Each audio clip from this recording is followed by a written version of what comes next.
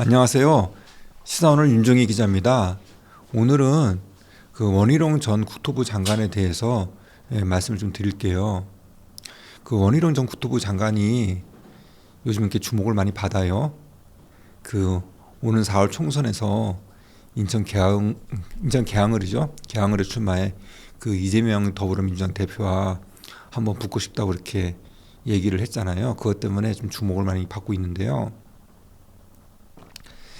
지금 물론 지금 인천 계양을에는 그 윤영선 국민의힘 당협위원장이 지금 있습니다. 윤영선 그 당협위원장도 계속 이렇게 총선 준비를 하기 때문에 이 부분에 대해서는 이렇게 정리가 되어야 할 것 같아요. 정리가 되어야 하는데 그 보통 보면은 이렇게 한 지역에 같은 당 그 예비 후보들이 이렇게 나오면은 좀 이렇게 막 다투게 되고 그래요. 근데 지금 요 며칠 나온 그 기사들 보니까 그 원희룡 전 장관도 그렇고 윤영선 당협위원장도 서로 이렇게 만나가지고 서로 이렇게 잘 풀어가자, 순리대로 이렇게 풀어가자. 그런데 이렇게 뜻을 같이 했다고 합니다. 그래서 뭐 특별히 뭐 이렇게 지역 유권자들의 그러니까 지역 유권자들 눈살을 찌푸리게 하거나 그런 건 없을 것 같아요. 근데 이런 점 자체가 저는 벌써부터 이렇게 국민의힘에게 좀 플러스가 된다 하고 이렇게 봅니다. 이렇게 좋은 모습 보이는 게 좋잖아요. 그래서 아직까지는 지금 누가 그 국민의힘 후보가 될지는 모르지만요. 근데 뭐 그냥 가정으로 원희룡 전 장관이 이 개항을 해서 이렇게 출마하게 되면은 어떻게 될 것인가. 그 부분에 대해서 제가 한번 말씀을 드릴게요. 저는 뭐 결론부터 말씀드리면은 가능성이 좀 있다, 적지 않다 이렇게 봅니다.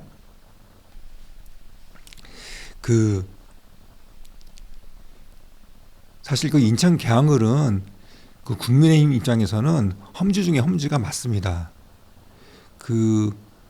뭐 송영길 전 민주당 대표가 그 지역에서 내리 그 5번이나 이렇게 당선이 됐거든요. 그리고 뭐 이 지역에 그 호남 출신 유권자분들이 꽤 있다고 합니다. 다만 좀 이렇게 요즘 바뀌고 있는 게 뭐냐면은 소위 말하는 그 보수 정당의 어떤 그 득표율이 조금씩은 올라가고 있어요.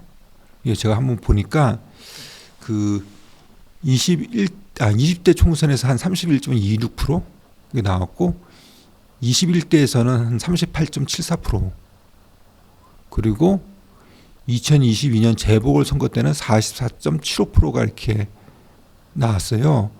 그러니까 31.26%에서 38.74%, 그러다가 44.75%로 이렇게 꾸준히 상승 곡선을 그리고 있습니다. 그러니까 변화가 감지되고 있는 것이죠. 그리고 사실 요즘 이재명 대표에 대한 호남 민심이 예전 같지 않아요. 그래서 이런 어떤 그 호남 유권자들, 호남 민심이 이 지역, 그러니까 계양을 지역의 호남 출신 유권자들에게도 저는 영향을 줄 것이라고 봅니다. 반면 원희룡 전 장관은 특별히 호남 유권자들로부터 뭐 미움을 받을 그런 뭐 거리가 없어요. 뭐 당장 원희룡 장관은 제주도 출신이잖아요. 그리고 원 전 장관은 그 1982년도 그 제1회 대입학력고사에서 전국 수석을 했습니다. 그래가지고 신문지상에 막 이름을 올렸고요. 방송에도 많이 나왔고요. 그리고 서울법대 들어가가지고는 뭐 야학도 하고 노동운동도 하고 그랬어요.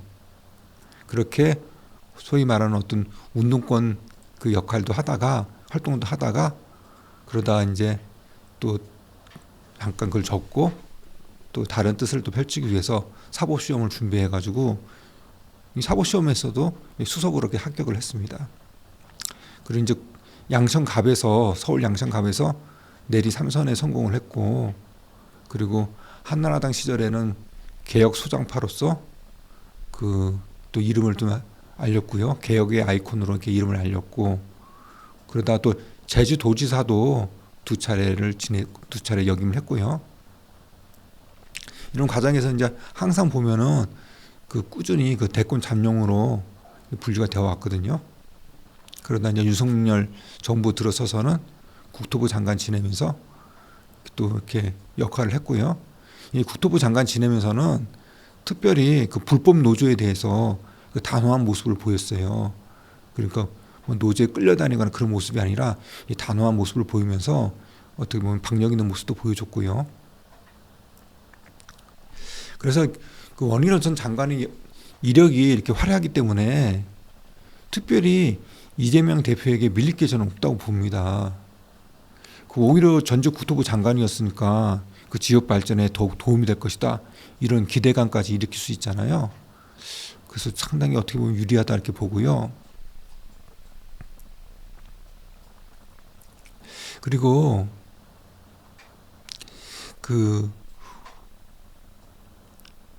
이런 게 있어요. 그러니까 뭐 두 후보가 이렇게 경쟁을 하는데 한 사람은 너무나도 지금 이렇게 좀 부담이 크고 한 사람은 별 부담이 없는 경우죠. 없어요. 이렇게 두 사람이 붙었을 경우에는 부담이 없는 사람이 좀 이렇게 이기는 것 같더라고요. 왜냐하면은 부담이 없는 사람은 그만큼 이렇게 그때그때 상황을 갖다가 있는 그대로 볼 수가 있거든요. 근데 부담이 큰 사람들은 너무 부담이 큰 나머지 상황을 있는 그대로 안 보고 약간 좀 왜곡해서 보거나 그렇게 해요. 그래서 막 판단을 갖다가 잘못된 판단을 하게 되거든요. 그런 점에서 저는 원희룡 장관은 사실 그 선거에서 져도 큰 부담이 없다. 그런 얘기들이 많잖아요. 예. 그래서 저는 이런 점에서도 그 원희룡 장관한테 저는 상당히 유리할 것이다. 이렇게 좀 봅니다. 그래서 하여튼간에 결론적으로 그 원희룡 장관이 인물, 뭐 지역, 뭐 도덕성 등, 뭐 그다음에 지역 발전 이런 모든 면에서 저는 특별히 이재명 대표한테 밀릴 게 없다고 좀 봅니다. 그래서 저는 충분히 이길 가능성이 있다 이렇게 보고요.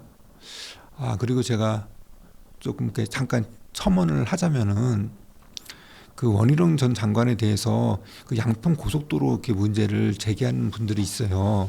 그러면서 그게 뭐 선거에 큰 영향을 줄 것이다 이렇게 말씀하시는 분들이 좀 있는데요. 저는 그건 아니라고 지금 봅니다.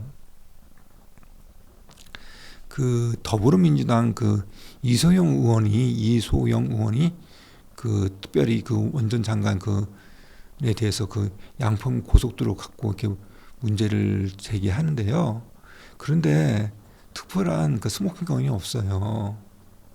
그냥 뭐 원희룡 장관이 뭐 어떤 얘기한 거에 대해서 이렇게 약간 이렇게 꼬투리 잡는 그런 수준이지. 그리고 그다음에 뭐 어떤 정황적인 어떤 그런 뭐 대통령 처가에 뭐 특혜를 줬다. 그런 어떤 정황을 갖다 얘기를 했는데 그렇지만은 확실한 증거는 제시하지 못하고 있어요. 그럼에도 불구하고 계속해서 이렇게 좀 이렇게 정황이라든지 뭐 자료를 제시하면서 이렇게 의혹을 제기하는데요. 근데 그런 의혹 제기로 이렇게 영향을 줄 수 있다면은 저는 그 지난 총선에 대해서 그 총선이 불법 선거라고 막 정황을 얘기하고 자료 제시하는 분들 많단 말이죠. 그분들이 제시하는 그 자료 보면요, 그럴듯해요. 양평 고속도로 그 정황보다 더 그럴듯해요. 그리고 자료요, 정말 이거 자료만 보면은 진짜 무슨 선거를 이따위로 치렀나 그런 얘기가 나올 정도로 자료도 진짜 상당히 어떤 그 설득력이 있어요. 무슨 뭐 라면 박스에다 뭐 그 투표 용지를 갖다가 담아가지고 옮기고, 그리고 뭐 투표 용지도 뭐 인쇄가 이상하게 된 것도 많고요. 뭐 투표 용지거리 뭐 용지끼리 막 붙어 있는 것도 있고요. 그거 보면 진짜 이거 무슨 대한민국에서 무슨 선거를 이따위로 치렀나 그런 얘기 나와요. 그렇지만 그 불법 선거에 대해서 스모킹 건 없잖아요. 그래서 안 받아들여지는 거죠. 그런 이치로 그 양평 고속도로는요, 저는 그게 대한 의혹 제기에 그 효과가 저는 없다고 봅니다. 예, 감사합니다.